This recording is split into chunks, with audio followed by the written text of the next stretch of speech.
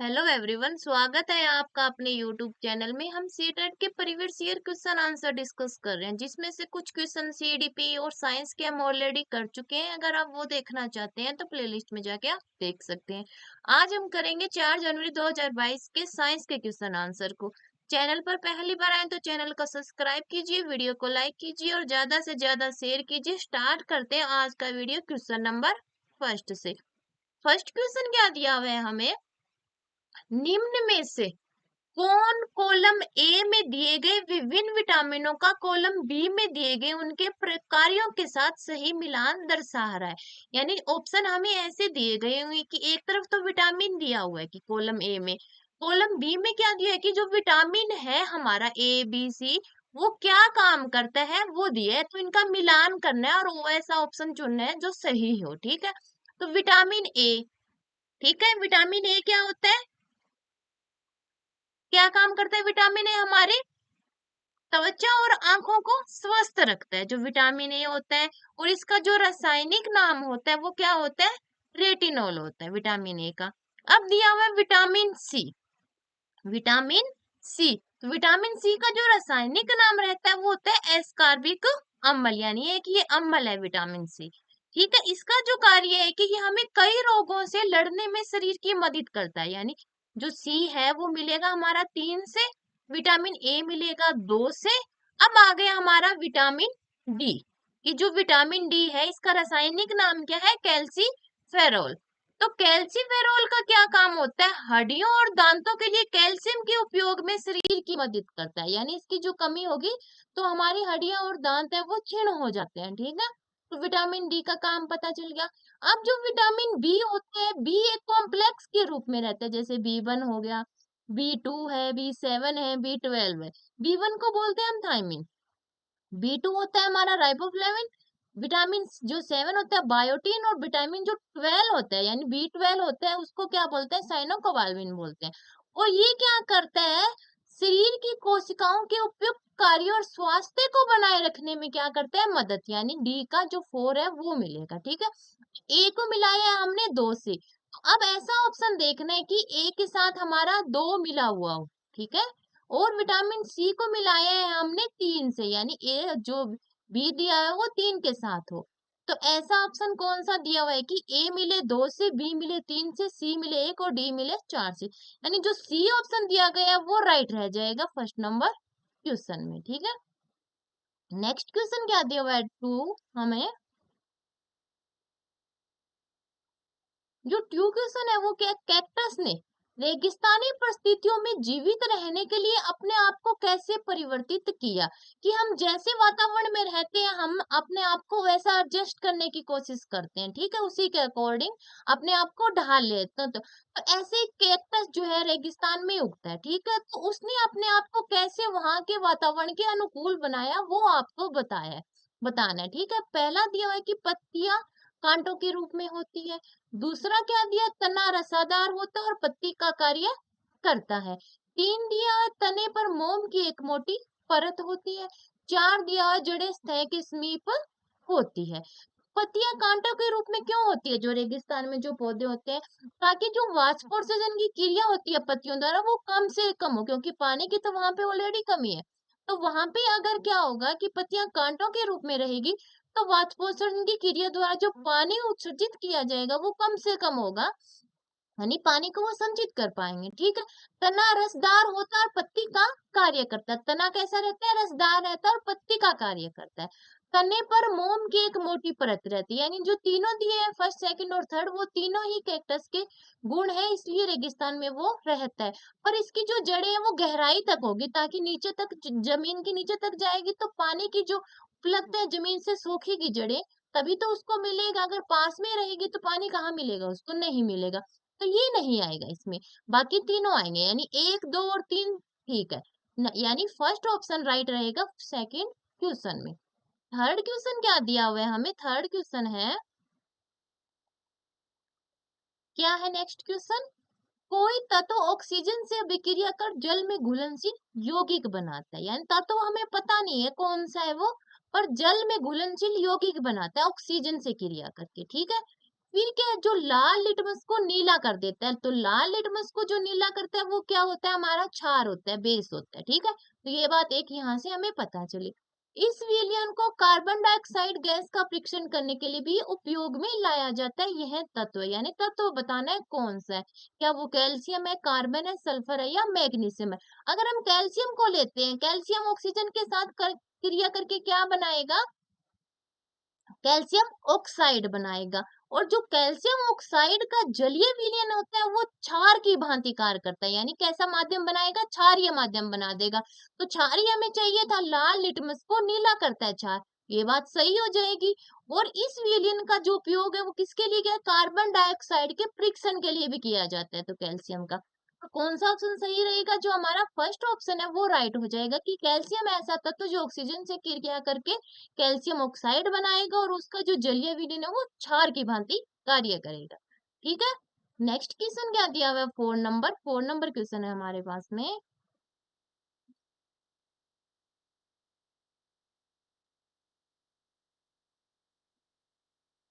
शरीर की कई गतियां जोड़ों की गति से जुड़ी होती है, यानी हमारे शरीर में जो गति होती है जैसे हाथ की, पाँव की, वो हमारे जोड़ों द्वारा नियंत्रित होती है, जुड़ी होती है। स्तंभ ए में दी गई शरीर की गति को स्तंभ बी में दिए गए गति के ये उत्तरदायी जोड़ों के प्रकार से मिलान करना, यानी एक जो दिया हुआ है हमें स्तंभ ए में कॉलम में, वो बीच वाला जो कॉलम है उससे मिलान करना है, कौन सा सही रहेगा। क्रिकेट की गेंद फेंकना, क्रिकेट की गेंद फेंकना ये किस प्रकार का जॉइंट है वो आपको बताना है। दूसरा दिया हुआ है सिर को बाईं या दाईं दिशा में घुमाना, वो कौन सा जॉइंट है, कोहनी की गति। तो कोहनी की गति क्या होती है, हमारी एक दिशा में होती है, ठीक है, ऐसे ऊपर की तरफ मोड़ते हैं, पीछे की तरफ मोड़ सकते हैं नहीं, ये एक दिशा में रहेगी, वो कौन सा जॉइंट है।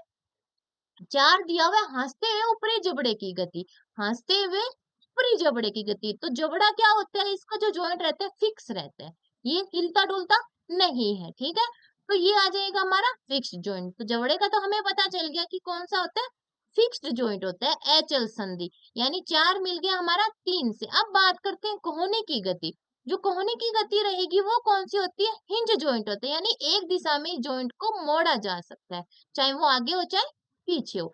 अब सिर को बाएं या दाएं दिशा में घुमाना, जो बी है वो किस में आएगा हमारा, वो आ जाएगा पाइवट जॉइंट, यानी दुराग्र संधि होती है वो हमारी। सिर को बाएं या दाएं ही सिर्फ घुमा सकते हैं हम, एक ऊपर या ऐसे नीचे कर सकते हैं। अब है क्रिकेट की गेंद फेंकना, यानी जो फर्स्ट है वो कौन सा आ जाएगा, गेंद या अलुक संधि बाल या सॉकेट जॉइंट हमारा, ठीक है। तो ये फोर से मिल जाएगी, जो फर्स्ट दिया हुआ है वो किससे मिलेगा हमारा, फोर से मिलेगा। तो ऐसा ऑप्शन है, ए में फोर दिया हुआ है दो ऑप्शन में, ए और बी में। अब देखते हैं बी, बी किसको से मिला है, हमने फर्स्ट से मिला है, तो ये सिर्फ फर्स्ट ऑप्शन में ही हमें दिया हुआ है, तो ये फर्स्ट ऑप्शन राइट हो जाएगा हमारा 4 नंबर क्वेश्चन का, ठीक है। नेक्स्ट 5 नंबर क्वेश्चन क्या है हमारे पास में, 5 नंबर क्वेश्चन है, एक व्यक्ति में रुद्र विकास, चेहरे पर सूजन, बालों का बदरंग होना और त्वचा की बीमारियां दिखती है, ठीक है। तो यह निम्न की कमी के कारण हो सकता है, यानी क्या बताया है कि हमारे अंदर क्या क्या कमी है, वो किसके कारण हो रही है वो बताना है आपको। और कैसी कमी है, जो रुद्र का विकास हो सकता है हमारे अंदर वो नहीं होता है अच्छे से, चेहरे पे सूजन रहती है, बालों का जो कलर रहता है वो बदरंग है, त्वचा की काफी बीमारियां हैं, ठीक है। तो वो किसकी वजह से होता है वो आपको बताना है, क्या वसा की वजह से, प्रोटीन, कार्बोहाइड्रेट या खनिज की वजह से होता है। तो इसमें आएगा हमारा प्रोटीन।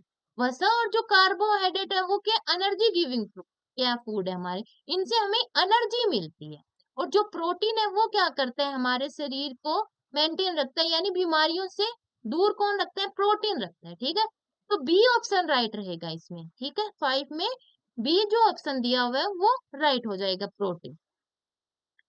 नेक्स्ट 6 नंबर क्वेश्चन क्या दिया हुआ है, 6 नंबर क्वेश्चन है हमारे पास में, स्तंभ ए के पौधों का स्तंभ बी में देगी उनकी प्रजनन की विधि से मिलान करना, यानी स्तंभ ए को स्तंभ बी से हमें मिलाना है। पहला दिया हुआ है एल्गी शैवाल, दूसरा फंगी फंफूद, तीसरा डहेलिया, चार पे दिया हुआ है कैक्टस। यानी इनकी जो प्रजनन की, एक पौधे से दूसरा पौधा इनका कैसे बनता है वो आपको बताना है, क्या बीज के द्वारा बनता है, फल फूल किसके द्वारा बनता है।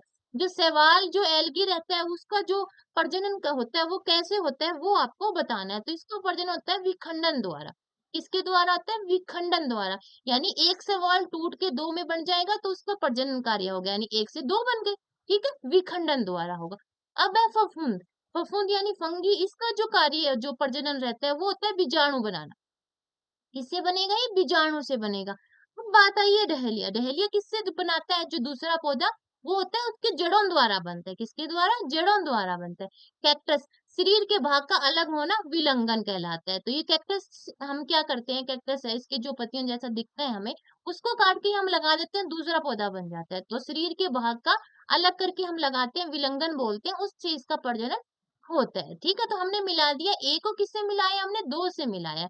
तो ए जो दो दिया हुआ है बी ऑप्शन में दिया हुआ है और डी ऑप्शन में दिया हुआ है। ठीक है, अब हमने जो फंगी दो उसको किससे मिलाया? फर्स्ट से मिलाया है। यानी ए को मिला दिया दो से। ठीक है, ये दिया हुआ है दो और चार नंबर ऑप्शन में। अब बी को मिलाया है हमने एक से, यानी बीजाणु बनाना से। तो ये कौन से ऑप्शन में है? डी नंबर ऑप्शन में है। तो ये जो डी है वो राइट हो जाएगा 6 नंबर क्वेश्चन का। ठीक है, 7 नंबर क्वेश्चन क्या है हमारे पास में? 7 नंबर क्वेश्चन है, नीचे कुछ पदार्थ हैं, प्रयोगशाला में उनके भंडारण की विधियां दी गई है।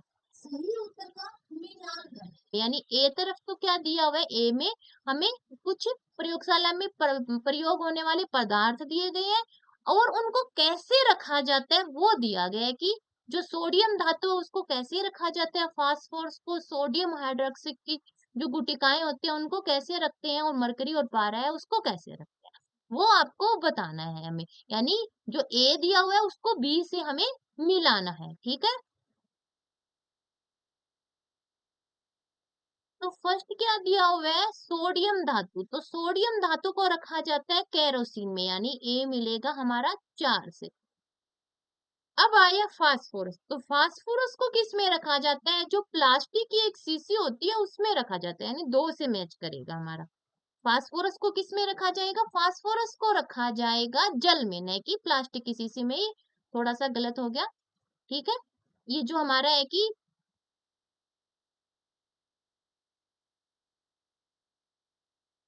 सोडियम धातु को रखा जाएगा केरोसिन में, फास्फोरस को किस में रखा जाएगा? जल में रखा जाएगा। फास्फोरस वायु के संपर्क में आते में जल उड़ता है। ठीक है, फास्फोरस को जल में रखा जाएगा, यानी 3 से मैच करेगा। ठीक है, फास्फोरस 3 से मैच करेगा हमारा।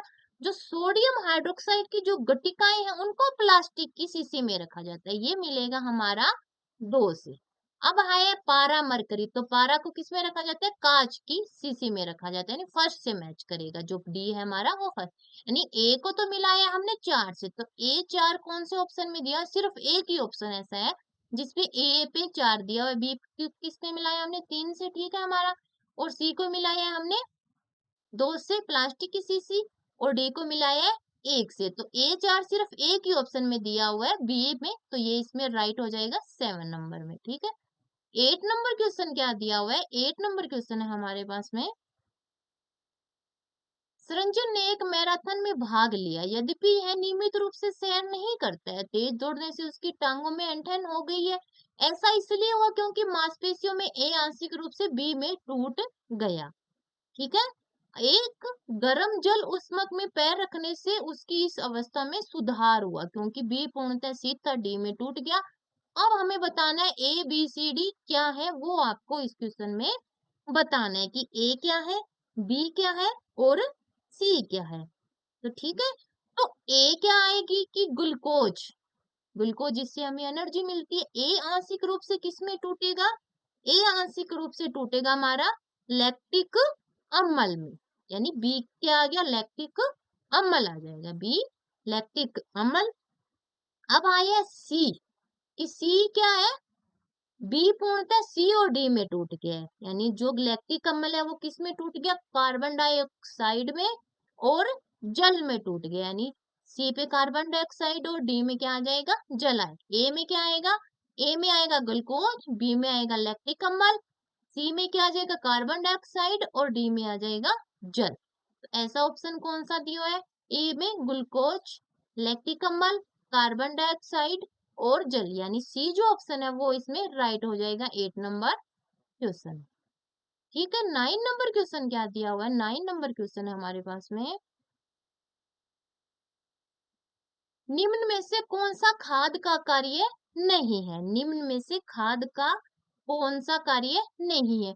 मृदा की संरचना को सुधारना, मृदा में पोषक तत्वों की आपूर्ति करना, 3 पे दिया मृदा में बीजों की वृद्धि के लिए पुटिका प्रदान करना, 4 है मृदा की जल प्रतिधारक क्षमता को सुधारना।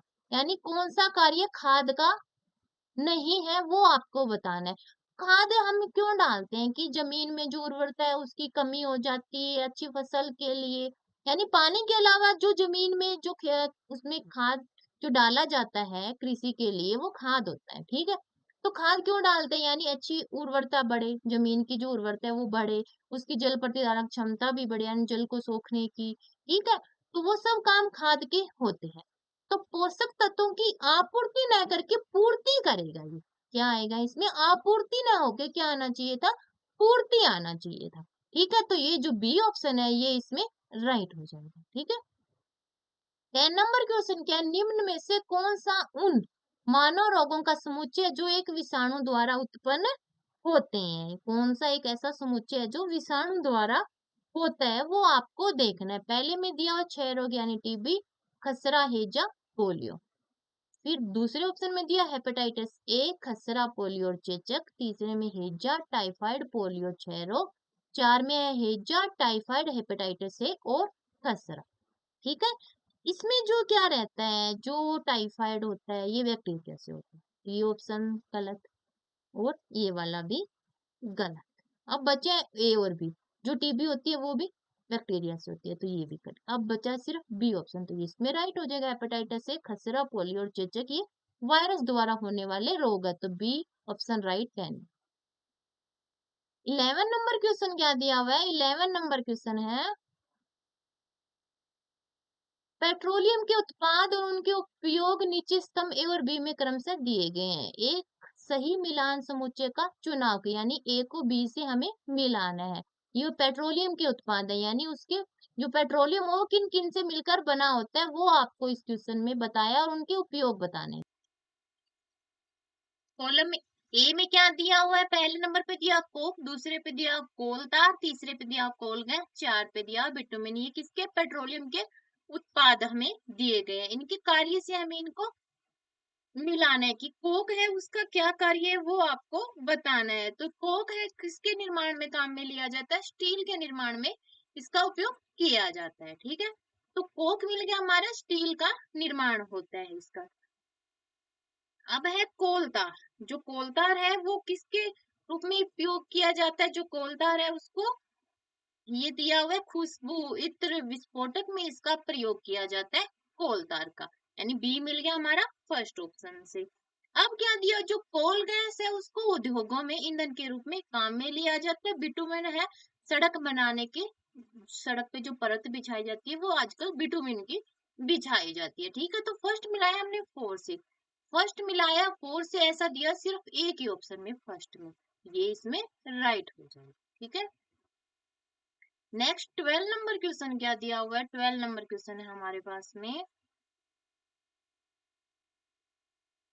निम्न में से कौन सा समुच्चय का सही मिलान निरूपित करता है? यानी ए तरफ जो रेशा दिया गया है उसके कौन से पार्ट से उसकी उत्पत्ति होती है वो हमें बताना है। पहला दिया है सन फ्लेक्स, दूसरा कॉटन या कपास दिया, तीसरा सिल्क या रेशम, 4 पे नारियल का जो रेशा है वो किससे प्राप्त किया जाता है। ठीक है, वो आपको मिलाना है इसमें। ठीक है, जो सन या कपास है उसका कौन सा हिस्सा हम उपयोग में लेते हैं? उसका लेते हैं हम तना, यानी 4 से मैच होगा स्टीम से। अब कपास है, कपास का कौन सा हिस्सा हम काम पे लेते हैं? पुष्प होता है, फूल ही तो होता है उसका कपास का, तो वो हम उपयोग करते हैं कपड़ा बनाने के लिए, रेशा बनाने के लिए। ठीक है, अब आ गया सिल्क या रेशम, तो इसका होता है ट्रिमिकोस को हम उपयोग किया जाता है रेशा बनाने के लिए। जो नारियल का जो रेशा है उसका छिलका उपयोग किया जाता है, यानी फर्स्ट से मैच करेगा। सन कपास का तना, यानी ए मिला है हमारा 4 से, कपास का पुष्प यूज किया जाता है, रेशम का क्रीमिकोस यूज किया जाता है, नारियल के रेशे का छिलका यूज किया जाता है। ए मिला है 4 से, ए है 4 सिर्फ एक ही ऑप्शन में, कौन से में, एक ही ऑप्शन में दिया हुआ है बी में, तो ये बी ऑप्शन इसका सही हो जाएगा। 13 नंबर क्वेश्चन क्या दिया, प्लास्टिक के संदर्भ में निम्न में से सही कथन का चुनाव करिए। प्लास्टिक के बारे में कुछ कथन दिए गए, इनमें से देखना है कौन सा सही है कौन सा नहीं है। ठीक है, पहला क्या है, ताप शून्य में बारंबार सांचों में ढाले जा सकते हैं। जो थर्मोप्लास्टिक होते हैं उनको बार बार गर्म करके दोबारा उपयोग में लिया जा सकता है। पहले गर्म करेंगे, मुलायम हो जाएगा, फिर दोबारा बना लेंगे, फिर दोबारा गर्म करेंगे, फिर दोबारा मुलायम हो जाएगा। थर्मोप्लास्टिक का ये गुण होता है। अब थर्मोसेटिंग की बात, यानी उष्मास्थैतिक जो प्लास्टिक गर्म करने पर पिघलाए जा सकते हैं, सिर्फ एक ही बार पिघलाए जा सकते हैं। जो थर्मोसेटिंग प्लास्टिक है, एक बार गर्म करके पिघला दिया, बाद में उनको जो आकार दे दिया वो वैसे रहेंगे, बाद में मुलायम नहीं किए जाते। बेकेलेट का आप सोने का उदाहरण है, बेकेलेट किसका उदाहरण है, थर्मोसेटिंग का उदाहरण है कि थर्मोप्लास्टिक का, तो ये ऑप्शन तो गलत होगा। पॉलीथीन और जो पीवीसी है वो है थर्मोप्लास्टिक के उदाहरण है कि थर्मोसेटिंग के, तो ये ऑप्शन भी गलत हो गया, यानी दो भी गलत, तीन भी गलत है और चार। अब बचे हैं सिर्फ हमारा ए और बी, हमें चुनना है सही। क्या चुनना है हमें, सही सुनना है। जो थर्मोसेटिंग प्लास्टिक है उसको बार बार गर्म नहीं किया, यानी पिघलाया नहीं जा सकता। ठीक है, तो ये ऑप्शन भी नहीं आएगा। तो जिसमें जो पहला ऑप्शन है वो राइट रहेगा, यानी जो थर्मोप्लास्टिक है उसको बार बार गर्म करके पिघला के मुलायम किया जा सकता है, फर्स्ट ऑप्शन राइट होगा। 14 नंबर क्वेश्चन क्या दिया हुआ है, किसी खरगोश की अधिकतम गति 56 किलोमीटर पर आवर है, किलोमीटर प्रति घंटा है। यदि उसे 2.5 किलोमीटर की दूरी तय करनी है, कितनी दूरी करनी है, 2.5 किलोमीटर की, तो वह यह दूरी कितने मिनट में तय करेगा यदि वह जितना तेज हो सकता है दौड़े। दूरी कितनी दी है, 50, यानी 2.5 दूरी, यानी डिस्टेंस हमें 2.5 किलोमीटर दी हुई है। ठीक है, और क्या दी हुई है, हमें उसकी चाल दी हुई है।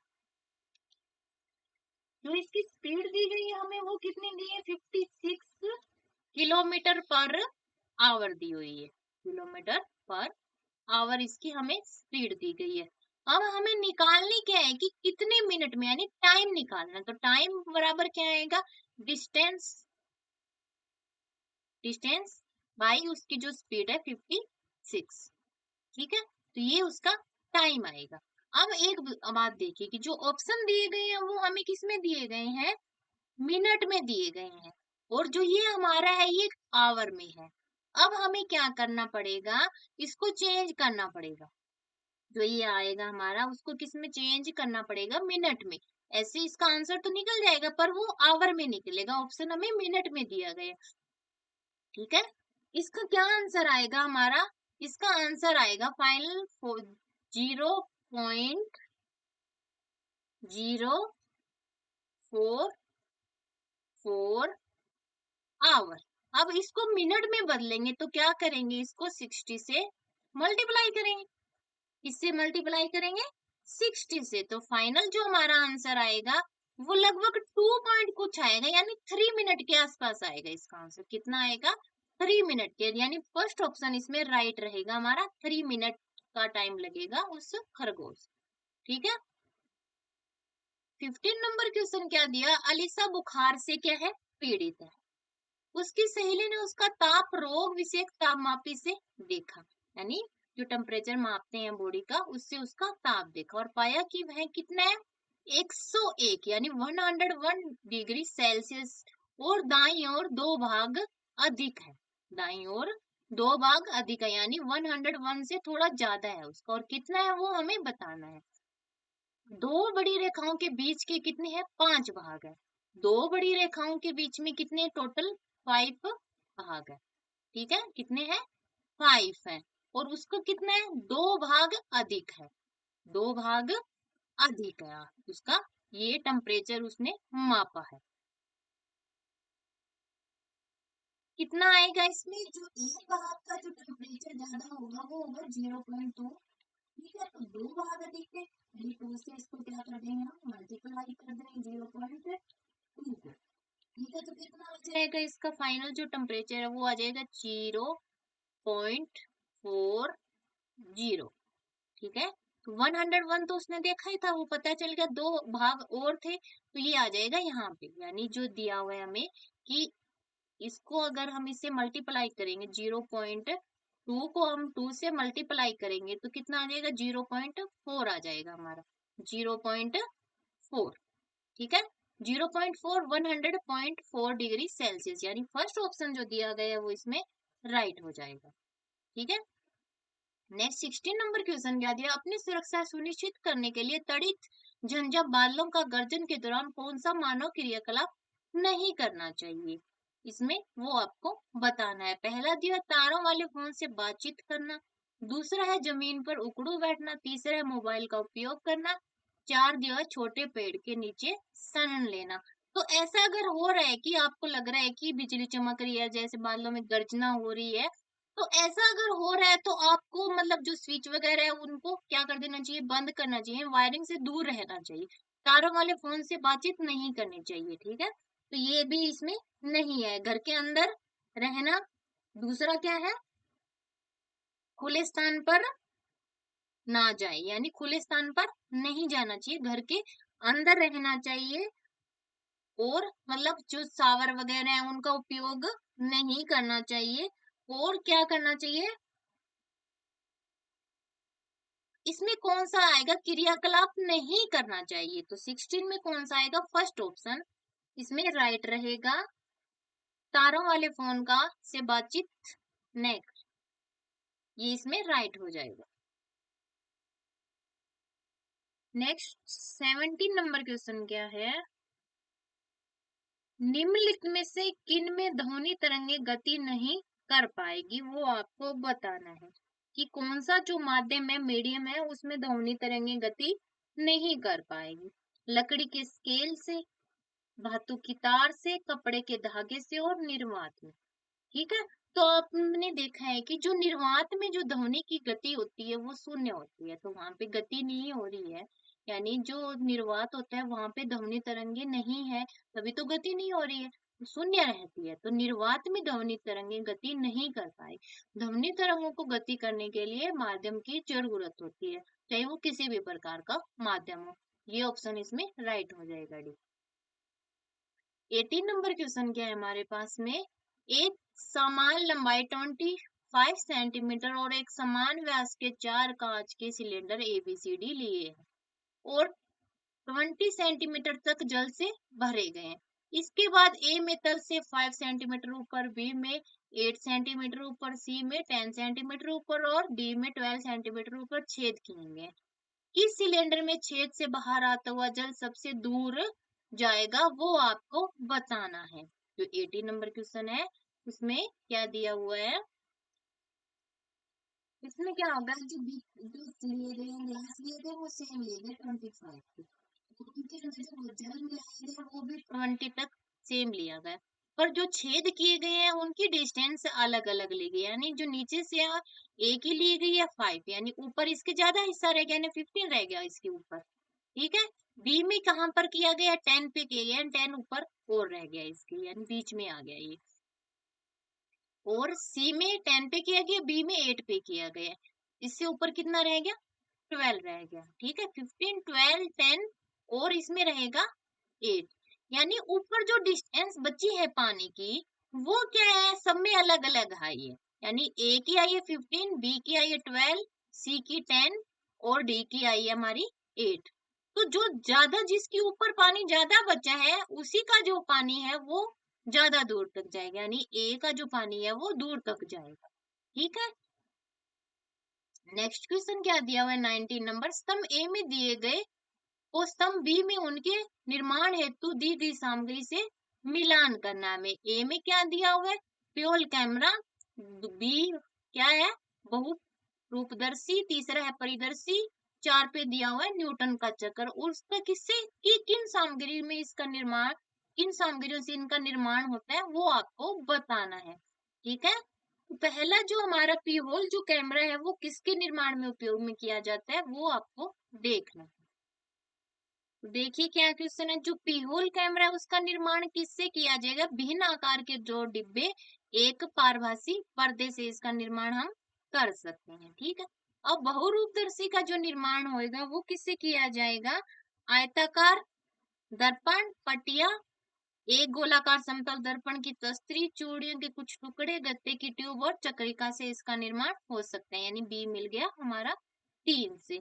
अब करना है परिदर्शी का निर्माण। तो परिदर्शी का निर्माण 2 समतल दर्पण और एक कठोर गत्ता और डिब्बे से इसका निर्माण कर सकते हैं। हम न्यूटन का जो चक्कर है वो किससे बनाया जाएगा? वर्तीय गत्ते से। न्यूटन के चक्कर को वर्तीय गत्ता, जिसके ऊपर हिस्सा 7 रंगों में पेंट किया गया हो, और एक कील चाहिए हमें इसके निर्माण के लिए। यानी ए को मिलाया हमने 4 से, ए 4 दिया हुआ है सिर्फ हमें बी और सी ऑप्शन में। ठीक है, अब हमने जो बहुपारदर्शी है उसको मिलाया है 3 से, तो बी में है सिर्फ डी 3, तो ये इसमें राइट हो जाएगा बी ऑप्शन 19 नंबर क्वेश्चन में। 20 नंबर क्वेश्चन क्या दिया? निम्न में से कौन सा कोशिका में केंद्रक का कार्य नहीं है, वो आपको बताना है। ठीक है, पहले कोशिकाओं को आकार एवं सुदृढ़ता प्रदान करना, दूसरे जीन के रूप में जनक से संतति तक अभिलक्षणों को स्थानांतरित करना, यानी जो माता के गुण मिलते हैं वो किसके द्वारा? कोशिका द्वारा, ये इसमें बताया है। ठीक है, एक नियंत्रण केंद्र की तरह कोशिका के क्रियाकलापों को नियंत्रित करना। 4 पे दिया हुआ है कोशिका द्रव्य और केंद्र के मध्य पदार्थों की गतिविधि करना। ये कोशिका के कौन सा कार्य नहीं है इनमें से? ठीक है, 3 तो हो सकता है कोशिका के कार्यों, पर एक नहीं है, वो ही आपको इसमें देखना है। ठीक है, इसमें क्या करना था? कोशिका के अंदर जो केंद्रक पाया जाता है उसका कार्य नहीं है, वो आपको बताना है। ठीक है, तो पहला ऑप्शन क्या दिया कि कोशिका का आकार एवं सुदृढ़ता प्रदान करना, ये केंद्रक का कार्य न होकर किसका कार्य रहता है? ये कोशिका भित्ति का कार्य रहता है। ठीक है, बाकी जीन के रूप में जनक से संतति तक अभिलक्षणों को स्थानांतरित करना, ये कोशिका के अंदर जो केंद्रक होता है उसका कार्य है। एक नियंत्रण केंद्र की तरह कोशिका के क्रियाकलापों को क्या करता है? नियंत्रित करता है, क्योंकि सेंटर पॉइंट होता है वो कोशिका का। कोशिका द्रव्य और केंद्र के मध्य पदार्थों की गतिविधि को करवाना, ये भी केंद्र का कार्य है। पर जो फर्स्ट ऑप्शन है वो उसका कार्य न होकर कोशिका भित्ति का रहता है, तो ये इसमें राइट हो जाएगा। 21 क्या दिया है? जीवाश्म ईंधनों के विषय पर विद्यार्थियों की अपसारी सोच का आकलन करने के उदाहरण का प्रश्न निम्न में से कौन सा है, वो आपको बताना है। जीवाश्मी ईंधनों की अपेक्षा सौर ऊर्जा के कोई 5 लाभ लिखिए। दूसरा है कोयले के निर्माण में निहित चरणों की सूची बनाइए। तीसरा है पेट्रोलियम के प्रभाजी व आसवन का एक नामांकित चित्र बनाइए। 4 है क्या होगा यदि पेट्रोलियम के सभी भंडार समाप्त हो जाएं। ठीक है, तो क्या देखना है कि जीवाश्म ईंधन के विषय पर विद्यार्थियों की अपसारी सोच का आकलन करने के लिए कौन सा तरीका सबसे सही है, वो आपको बताना है कि बच्चे क्या सोच रहे हैं आखिर जीवाश्म ईंधन के बारे में। तो वो देखना है कौन सा इसमें सबसे बेस्ट है। इसमें देखिए कि क्या होगा, ये कल्पना पर निर्धारित क्वेश्चन हो गया। क्या होगा यदि पेट्रोलियम के सभी भंडार समाप्त हो जाएंगे? तो इसमें जो सामने स्थिति दी गई है कि क्या होगा, उससे संबंधित बच्चा क्या सोच सकता है, यानी उसकी कल्पना कहाँ तक जा सकती है, वही जानने की हम कोशिश करते हैं। तो ये जो क्वेश्चन है कि क्या होगा यदि पेट्रोलियम के जो सभी भंडार हैं वो समाप्त हो जाएंगे, इसमें हम बच्चे की अब सारी सोच को सबसे अच्छे से जान सकते हैं। 22 क्या दिया हुआ है? 22 है विज्ञान के सिद्धांतों के संदर्भ में निम्न में से कौन सा ऐसे कथन सही है? पहला, वे दी गई सूचना के आधार पर अवलोकनों की व्याख्या करते हैं। दूसरा है वे भविष्य के अवलोकनों के निष्कर्ष के संदर्भ में पूरा अनुमान लगा सकते हैं। तीसरा क्या दिया हुआ है? वे प्रयोग आश्रित अवलोकनों के व्यापीकरण है। 4 दिया हुआ है एक बार सिद्ध होने पर सिद्धांत का निरमोदन नहीं किया जा सकता। कौन सा सही है वो आपको देखना है विज्ञान के संदर्भ में। ठीक है, तो 4 हमें कथन दिए गए, उनमें से कौन सा सही है वो आपको इसमें देखना है।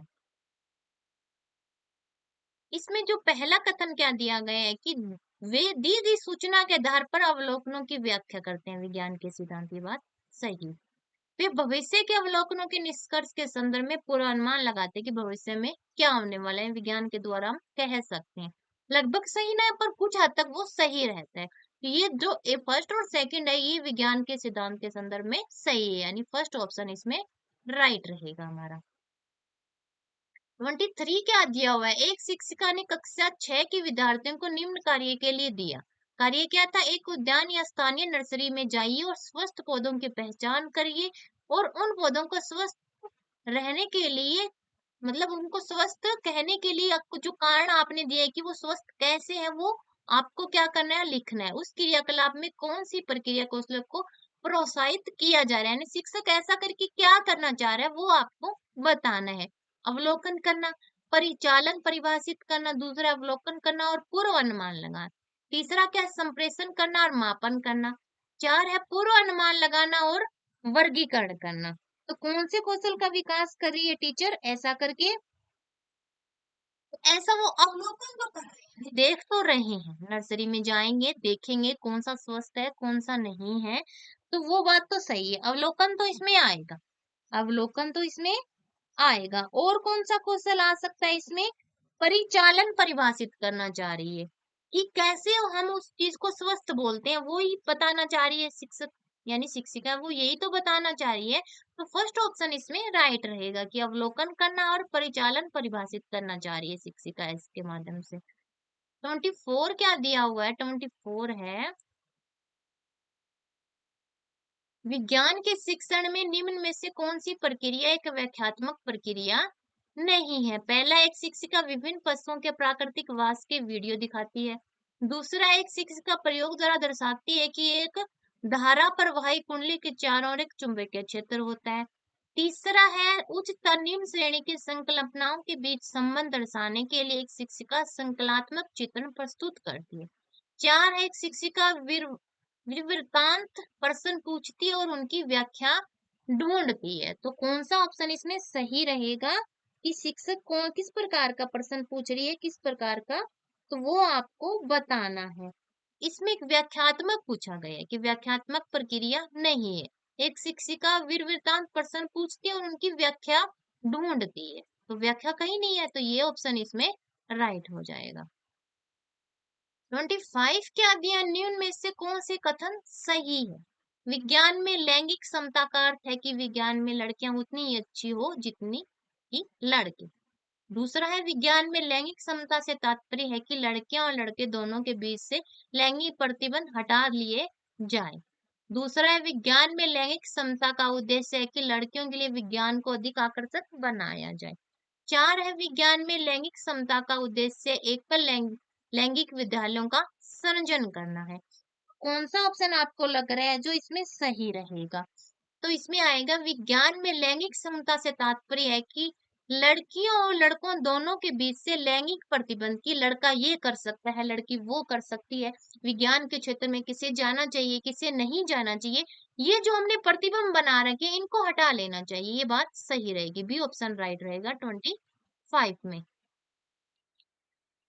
नेक्स्ट क्वेश्चन क्या दिया हुआ है 26 नंबर, निम्न कथनों को पढ़िए और सही विकल्प का चुनाव करिए। कथन क्या दिया, विज्ञान की संकल्पनाओं के संदर्भ में बच्चों के विचार प्राय प्रकरण विशिष्ट होते हैं और वे विरोधाभासी भी हो सकते हैं।